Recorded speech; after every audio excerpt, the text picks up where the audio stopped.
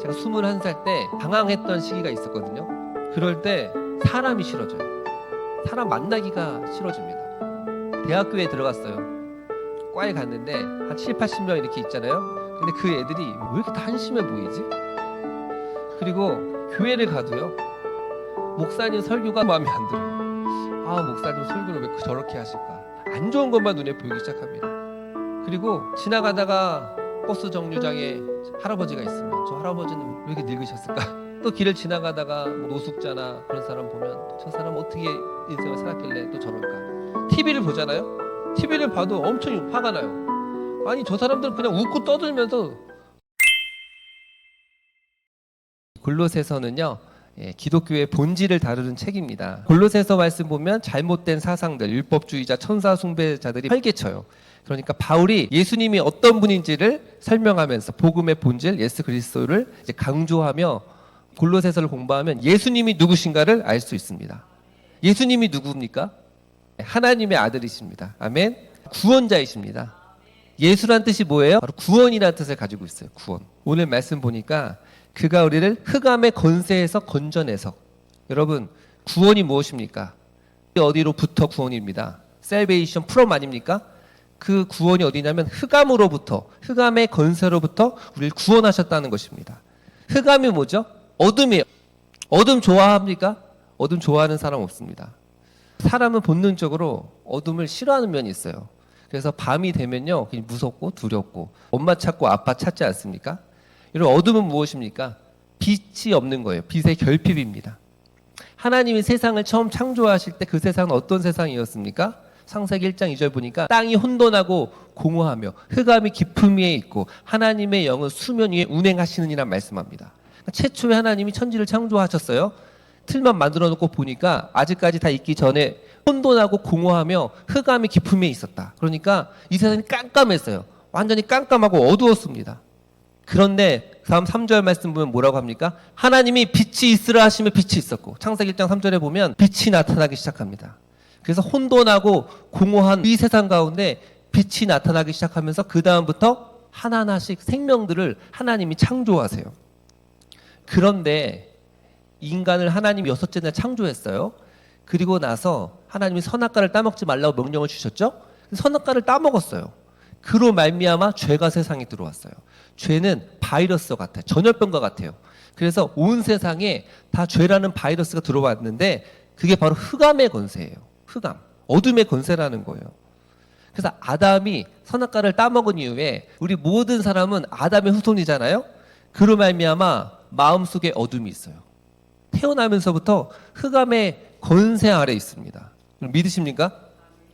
아직 서율이 같이 어렸을 때는 잘 몰라요. 흑암의 권세가 조금씩 발현되기 시작합니다. 사춘기가 되면은 이제 본격적으로 인간의 본성이 이제 폭발하기 시작합니다. 갑자기 이유 없이 짜증나고 화내고. 그래서 사춘기가 지나면 괜찮은 것 같은데 그게 아니에요. 이 흑암의 권세가 어둠이 다 있어요. 이제 어떻게 해야 할 태도는 알지만 이게 다 숨겨져 있어요. 여러분, 마음속에 뭐가 있기 때문에? 흑암이 있기 때문에 그렇습니다. 인간은 본질상 진노의 자녀라 그랬거든요. 그래서 다 우리 마음 가운데 어둠이 있는 거예요. 여러분, 이 어둠에 여러 가지 다양한 증상들이 있겠지만 그 중에 하나가 갈등과 싸움입니다. 참 신기하지 않아요? 왜 이렇게 사람들은 만나면 싸울까? 제가 우리 딸들 보면 항상 질문합니다. 오늘도 우리 딸들 열심히 싸웠어? 그러면 항상 싸웠다고 합니다. 그냥 싸우는 게 당연한 거예요. 왜냐하면 우리 마음속에 흑암이 있기 때문에 그래요. 시간이 지나면요, 더 싸웁니다. 이런 생각을 해보세요. 직장에 가도 싸웁니다. 보이지 않게요, 직장 내간에 파가 나눠져 있고요. 군대 가도요, 다 사람 때문에 힘든 거죠. 학교 가도 그렇고요, 어디 동아리를 가도 그렇고, 어느 곳에 있든지 다 가보세요. 왜 이렇게 싸울까요? 왜 이렇게 서로 비난하고 물어뜯고 수군수군 대고요, 당파를 찍고 낙인 찍기. 하여튼 사람이 모이기만 하면요, 그렇게 싸워요. 여러분, 정치 이런 거 보세요. 뉴스 봐보세요. 정말 지겹지 않습니까? 맨날 싸워요. 맨날 싸워. 보면 진짜 신물이 나는 것 같아요. 여러분, 눈을 돌려서 세계를 보십시오. 지금도 우크라이나하고 러시아가 아직도 전쟁을 하고 있어요. 그렇게 해서 그냥 안타까운 젊은이들이 목숨을 잃고 있어요. 또 이스라엘과 이란도 그렇고요. 왜 이렇게 싸우냐는 거예요. 왜 이렇게 싸워요? 안에 뭐가 있기 때문에 그래요? 흑암이 있기 때문에. 흑암의 권세, 죄의 권세 아래 있기 때문에 그렇습니다. 인간들이 모이면요, 사람들이 모이면 다 묘한 갈등이 있고요, 분노가 있고 화가 있습니다.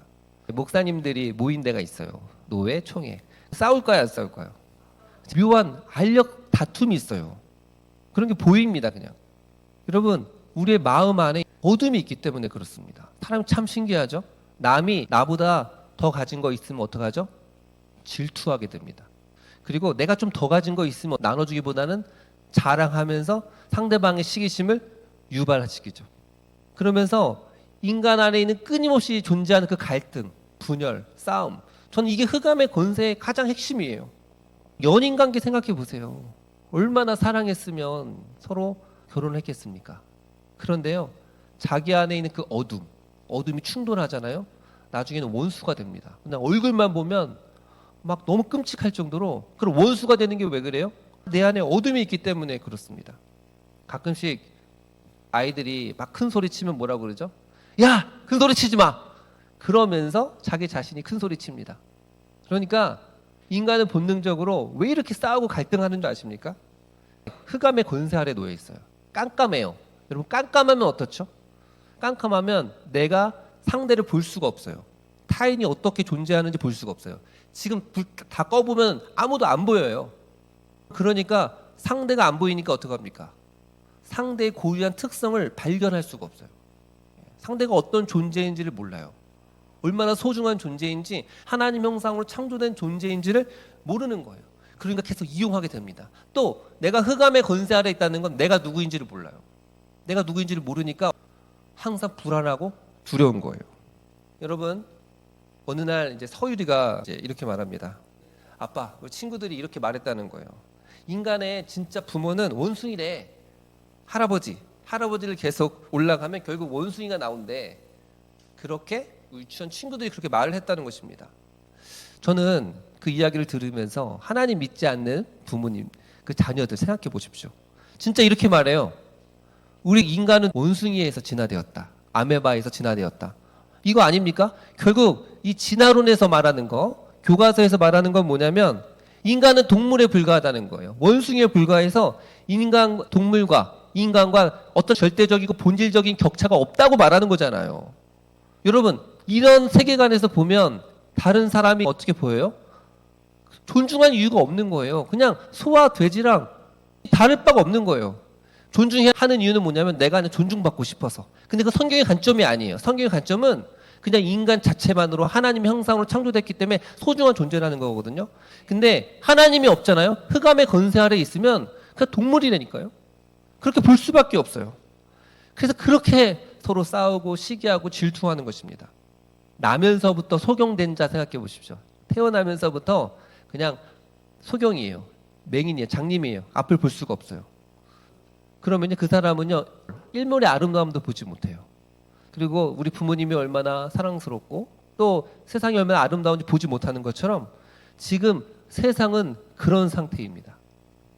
오늘 말씀 보면 뭐라고 합니까? 그가 흑암의 권세에서 우리를 옮기셨다 그랬어요. 우리를 이 흑암의 권세에서 이렇게 옮기셨어요. 흑암의 권세를 옮기신 분은 누구십니까? 바로 하나님 예수 그리스도인 줄을 믿습니다. 여기서도 보면 나왔죠? 그냥 하나님이 옮기신 거예요. 옮기셨다잖아요. 이미 옮겨졌습니다. 어떻게 해요? 바로 빛 대신 예수 그리스도를 통하여서 우리를 옮기신 줄 믿습니다. 우리가 흑암의 권세 아래 있었어요. 어둡고 깜깜해. 아무것도 보이지가 않아요. 캄보디아를 갔더니요, 또 시골 같은 데 갔어요. 그러면 이 시골은요, 정말 빛이 하나도 없어요. 핸드폰만 딱 끄면 정말 아무것도 안 보여서 내 손이 안 보여요. 아무것도 안 보이더라고요. 세상이 그런 깜깜한 흑암 속에 있는데 진짜 핸드폰 불이나 그다음 후레쉬 정말 딱 켜잖아요. 그런 빛이 진짜 엄청나게 비쳐요. 온 세상이 흑암 가운데 있었습니다. 흑암의 권세 아래 있었는데 바로 그때 하나님이 누구를 보내셨어요? 그 아들 예수님을 이 땅에 보내주셨습니다. 그 예수님이 누구예요? 빛이요, 빛. 빛인 줄 믿습니다. 요한복음 8장 11절 말씀 보니까 예수께서 또 말씀하여 이르시되 나는 세상의 빛이라 이렇게 말씀합니다. 나를 따르는 자는 어둠에 다니지 않고 생명의 빛을 얻으리라. 예수님이 이 세상의 유일한 빛이라는 것입니다. 우주의 빛이에요. 도덕적인 빛이고요. 그래서 12절 말씀 보면 빛 가운데서 성도의 기업을 얻게 하시는 아버지, 흑암의 건세에 있는 자들에게 하나님이 빛을 비추셨어요. 여러분, 우리 안에 도덕적인 빛을 비추셨어요. 이제는 뭐가 옳고 그른지를 분별할 수 있게 하셨어요. 똥인지 된장인지 무엇인지를 분별할 수 있게 하신 것입니다. 그래서 우리 안에 빛이 있기 때문에 바르게 선택할 수 있는 거예요. 여러분, 바울이라고 하는 사람이 있었어요. 종교적인 사람이었습니다. 그는 열심히 있다고 했는데 그 열심으로 예수 믿는 사람을 죽였어요. 그러다가 예수 믿는 사람을 죽이려고 가다가 누구를 만났냐면 예수님을 만나거든요. 그때 만났던 분이 바로 빛이었어요. 그 빛이 얼마나 강렬하게 비추는지요. 눈이 멀어버렸습니다. 그리고 나중에 아나니아가 그를 위해 안수기도 하니까 그때 어떤 일이 일어납니까? 눈이 뜨여집니다. 사도행전 9장 18절 보니까요. 즉시 사울의 눈에서 눈에 비늘 같은 것이 벗겨져 다시 보게 된지라. 흑암의 비늘이 벗겨졌어요. 여러분, 지금 사람들이 다 흑암의 안경을 쓰고 있어요. 그래서 깜깜해요. 내가 누구인지, 내가 어떤 존재인지, 너는 누구인지 알 수 없는 그런 상황 속에서 그 눈의 비늘이 벗겨지니까 다시 보게 된 줄 믿습니다. 그래서 사울이 그전엔 죽이려고 하는 사람, 조금만 하면 싸우려고 하는 사람, 그런 사람이었는데 어떤 사람으로 바뀝니까? 사랑의 사람이 돼요. 내가 너희를 위하여 내 생명을 조금도 아깝지 않을 정도로 사랑의 사람이 되는 것입니다. 여러분, 이 사실을 믿으십시오. 우리가 흑암의 권세에서 예수님을 믿으면 어떻게 됩니까? 사랑의 아들의 나라로 옮겨진다라고 말씀하고 있습니다. 여러분, 어디로 옮겨져요? 사랑의 아들의 나라. 여러 번역본을 보니까요, 하나님이 사랑하시는 예수의 나라, 이렇게 얘기도 합니다. 여러분, 핵심이 뭐냐면 우리가 그전에는 흑암의 권세, 어둠의 권세에 있었어요. 근데 예수 그리스도로 말미암아 하나님의 주권적인 구원으로 말미암아 사랑의 아들의 나라로 옮겨졌어요. 아멘. 우리의 신분이 달라졌어요. 그 전에는 우리의 시민권이 뭐였냐면 이 세상 흑암의 나라였어요. 그런데 하나님이 그냥 국적을 바꿔주신 거예요. 우리의 아이덴티티, 우리의 정체성이 달라진 줄 믿습니다. 여기서 건져내라는 단어는요, 정말 물리적으로 장소를 옮기다라는 뜻을 가지고 있어요. 우리 국적이 바뀌어진 것입니다. 특별히 어떤 나라? 사랑의 아들의 나라, 바로 예수의 나라죠. 그럼 예수의 나라는 어떤 곳입니까? 사랑의 나라예요. 마태복음 3장 17절 보니까 그는 내 사랑하는 자요, 내 기뻐하는 자라 말씀하셨죠. 또 하나님이 세상을 이처럼 사랑하사 독생자를 주셨으니, 하나님이 또 예수님이 저와 여러분을 사랑하셨어요. 그리고 예수님이 저와 여러분에게 뭐라고 말씀하십니까? 서로 사랑하라.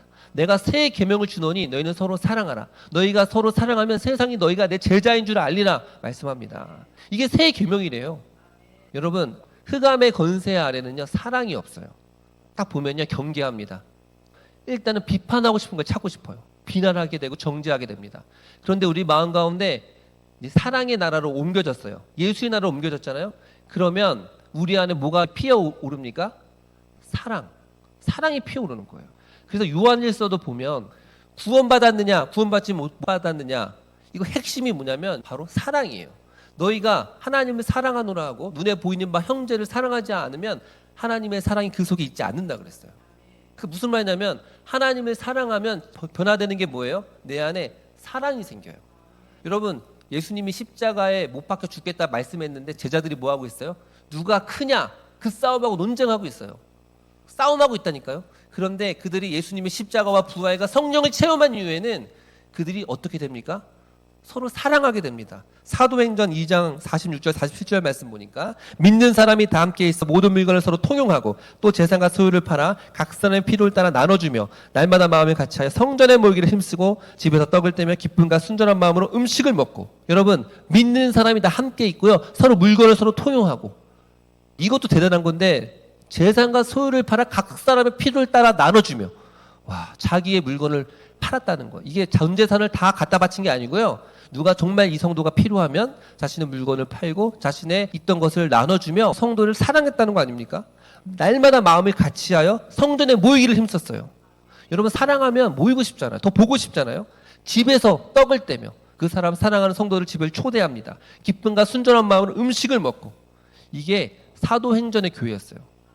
저는 이런 교회를 하고 싶어서 개척을 했습니다. 그래서 비록 많이는 아니지만 간산인가 여기에서 이제 합숙을 하면서 먹고 자고 또 가르치고 하고 있는데 너무 좋아요. 외롭지 않습니다. 여러분, 초대교회 이렇게 될 수 있었던 게 뭐냐면 바로 사랑이 있었기 때문에 그래요. 갑자기 이런 사랑의 신인류가 일어나는 거예요. 새로운 신인류가 바로 사랑의 공동체, 예수님의 사랑, 예수의 통치를 받는 그 사랑의 나라로 옮겨진 것이죠. 하나님은 어떤 분이십니까? 하나님은 사랑입니다. 그리고 예수님도 사랑이셔요. 그리고 성령님도 사랑이세요. 그리고 우리 안에 있는 성령님이 우리에게 말씀하십니다. 너희도 서로 사랑하라, 이렇게 말씀하십니다. 우리가 어떻게 사랑할 수 있을까요? 내 힘으로 사랑할 수 있을까요? 그렇지 않아요. 역사적인 건 뭐냐면 내 힘으로 사랑할 수가 없어요. 여러분, 우리가 사랑하려면 우리 어떻게 됩니까? 내 안에 사랑이 없음을 인정해야 돼요.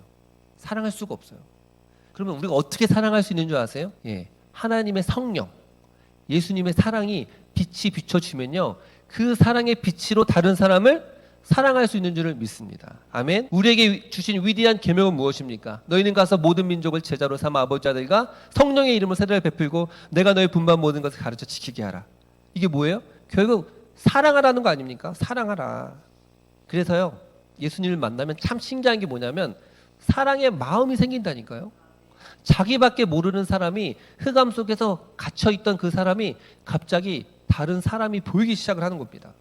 제가 예수님을 인격적으로 만나기 전에는 제 안에는 사랑이 없었던 것 같아요. 제가 21살 때 좀 방황했던 시기가 있었거든요. 그럴 때 사람이 싫어져요. 사람 만나기가 싫어집니다. 대학교에 들어갔어요. 대학교에 딱 갔더니요, 과에 갔는데 한 7, 80명 이렇게 있잖아요, 저희 과가. 근데 그 애들이 왜 이렇게 한심해 보이는지 모르겠어요. 왜 이렇게 다 한심해 보이지? 그리고 교회를 가도요, 목사님 설교가 너무 마음에 안 들어요. 아, 목사님 설교를 왜 저렇게 하실까? 또 전도사님 설교는 왜 또 저렇게 하실까? 이렇게 안 좋은 것만 눈에 보이기 시작합니다. 그리고 그냥 지나가다가 버스 정류장에 할아버지가 있으면 저 할아버지는 왜 이렇게 나이가 많고 왜 이렇게 늙으셨을까? 그런 생각이 들고, 또 길을 지나가다가 뭐 노숙자나 그런 사람 보면 도대체 저 사람은 어떻게 인생을 살았길래 또 저럴까? 그리고요, TV를 보잖아요. TV를 봐도 엄청 화가 나요. 아니, 저 사람들은 그냥 웃고 떠들면서 돈을 저렇게 많이 버는 거 아니야? 막 화가 나는 거예요. 나는 지금 돈이 없는데 저 사람들 저렇게 웃고 떠들면 돈을 버네? 신문을 봐도 다 화가 나요. 정치인들 보면 화가 나는 거예요. 그러니까 어때요? 사람이 만나기 싫더라고요. 제가 한 번은 6개월 동안 거의 말을 한 번도 안 하고 산 적이 있었어요. 거의 말을 안 하고. 지금 한국에 그런 사람들이 너무 많아요. 우울증 있잖아요. 우울증은 저는 영적인 거라고 생각합니다. 영적인 거예요. 마음속에 있는 그 흑암이 그걸 집어삼킨 거예요. 사람 만나고 싶어 하지 않는 거예요. 그러다가 제가 예수님을 깊이 만났습니다. 그래서 깊이 만났어요. 그리고 정말 달라진 게 있더라고요. 뭐가 달라졌을까요? 사람이 좋아졌어요. 사람을 회피하지 않게 되고요, 사람에 대한 두려움이 사라졌어요. 제가 그리고 다시 학교를 갔어요. 학교를 가서 이게 딱 보니까 여전히, 그때도 보면 항상 애들이 술만 먹어요. 맨날 항상 기승전결 술이야. 애들이 이렇게 한심하게 살까? 철학가를 갔는데, 철학가 가면 인생이란 무엇인가, 삶이란 무엇인가, 이런 걸 토론할 줄 알았더니 똑같더라고요. 그냥 부어라 마셔라, 술만 먹고 그래요. 그런데 한심하게 보이던 그런 생각들이 예수님을 만나고 보니까 어떤 마음이 드냐면 불쌍한 마음이 들어요. 저들이 하나님을 몰라서 항상 저렇게 기승전 술이구나. 불쌍한 마음이 드는 거예요. 저 후배, 저 선배는 예수님을 진짜 알고 있을까? 믿고 있을까? 예수님을 모르니까 저렇게 살겠지. 또 교회를 가잖아요. 교회에서도 믿음이 약한 사람들, 믿음이 부족한 사람들 보면 저 사람은 하나님을 인격적으로 만나지 못해서 그렇구나. 불쌍하다. 그런 마음이 드는 거예요. 그런 친구 있으면 그냥 가서 말이라도 한번 걸게 되고, 누가 시키지도 않았는데 자기가 새가족부를 하고 있어요. 왜요? 사랑하는 마음이 성령님이 주시는 거예요. 여러분, 이상하게 신기한 건 다른 사람을 사랑하는 마음이 하나님이 주시는 줄 믿습니다. 아멘. 여러분, 천국은 어떤 나라일까요? 천국은 초콜릿 수영장이 있는 나라다. 그리고 집에 각 워터파크가 10개씩 있다. 제가 이런 얘기를 많이 했습니다. 근데 이런 생각을 해봅니다. 그렇게 집에 워터파크가 있고 막 초콜릿 수영장이 있어요. 그런데 인간 안에 여전히 흑암이 있다고 생각을 해보세요. 질투가 있고 미움이 있고 시기가 있어요. 그러면 어떻게 될까요? 생명수의 강이 있지만 누가 더 생명수 강에서 큰 배를 타고 다닐 것인가? 아마 엄청 싸울 것입니다. 또 그 생명나무의 열매를 누가 따갈 것인가? 또 엄청 싸울 거죠. 그러니까 천국은 그렇게 아무리 좋아도요, 인간 안에 있는 그 흑암이 있잖아요. 그 흑암이 치료되지 않으면 맨날 싸울 겁니다. 그럼 그게 천국일까요? 아닌 거예요. 천국이 아닌 거예요. 그러니까 이미 예수님은 이 땅에서 우리의 흑암을 치료하는 거예요. 그래서 우리가 이 땅을 살아가면서 예수의 나라, 사랑의 아들의 나라에서 사랑하는 법을 연습하는 줄 믿습니다. 이제 개척을 하기 전에 여러 선배 개척하신 목사님들 이야기를 듣잖아요. 그러면 하다 보면 하나님의 은혜를 주셔서 성도들이 조금 부흥할 때가 있대요. 10명, 20명, 30명. 그런데 그때 꼭 반드시 위기가 나타난다는 거예요. 그건 뭘까요? 개척 멤버들끼리 서로 치고받고 싸우다가 분란이 일어나고 나중에 목사님은 누구 편입니까? 그러다가 서로 물고 뜯고 싸우다가 다 찢어지는 경우가 너무 많이 봤어요. 목사님들마다 그런 거예요. 그러면 목사님들은 몇 번 경험하면요, 완전히 전의를 상실하는 것 같아요. 여러분, 교회가 조금 커도 마찬가지예요. 두세 사람이 내 이름으로 모인 곳에 하나님의 임재가 있어야 되는데 두세 사람만 모이면 비난과 정죄와 갈등과 비판이 있어요. 수근수근거림이 있는 거예요. 여러분, 그러니까 또 상처받는 거죠. 새 가족들이 상처받고요. 얘 뭔가 세상과 다를 줄 알았더니 똑같네. 여러분, 주님을 위해서 큰 일을 하려고 하지 마십시오. 작은 일도 큰 사랑으로 하십시오. 마더 테레사 수녀가 한 말이죠. 여러분, 중요한 건 무엇입니까? 내가 크고 위대한 일을 하는 게 아니라 큰 사랑으로 하는 게 중요한 줄 믿습니다. 내가 천사의 말을 하고 내가 능력이 있어 애원하는 능력이 있고 모든 비밀과 지식을 알지라도 사랑이 없으면 울리는 꽹과리와 같다. 이렇게 말씀하고 있습니다. 여러분, 천국에서 남는 건 사랑으로 한 것만 남는 거예요. 사랑으로 하는 거. 제가 사랑이 뭘까 생각을 해봤습니다. 그래서 이거를 제가 현수막 크게 만들어서 붙여놓으려고 그래요. 한번 따라합시다. 허물은 덮어주고, 부족하면 채워주고, 안 맞으면 돌아보고, 잘한 것은 말해주고, 예수님만 자랑하고, 그를 위해 기도하라. 제가 사랑이 뭔지를 이렇게 보니까요, 사랑이 이런 거더라고요. 사랑은 허다한 허물을 덮느니라. 덮어주는 거고요. 부족하면요, 저 사람 부족하다고 비난하는 게 아니라 내가 채워주는 거고요. 서로 안 맞아.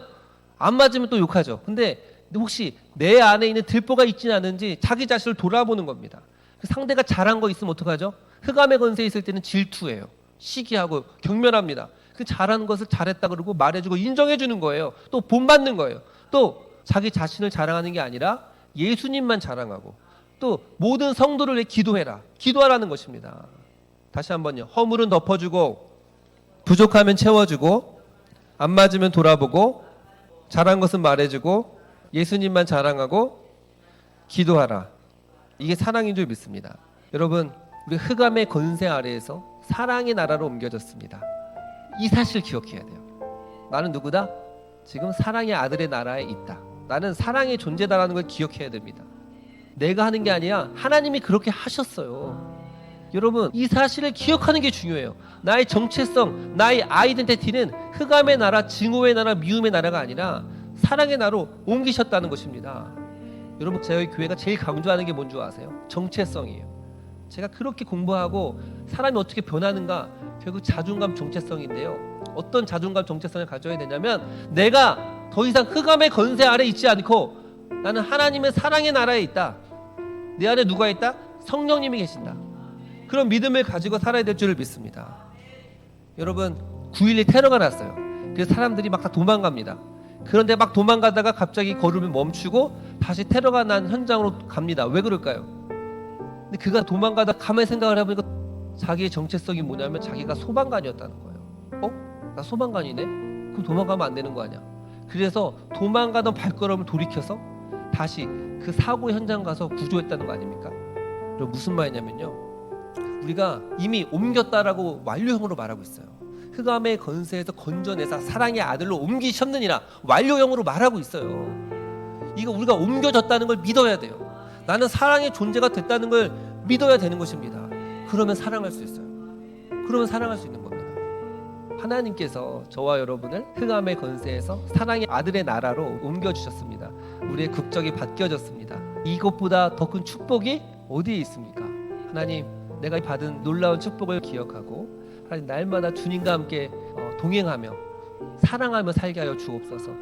하나님, 내 안에 사랑의 마음을 부어주시고 성령으로 충만케 하여 주시옵소서. 한번 통성으로 기도하며 나아가겠습니다.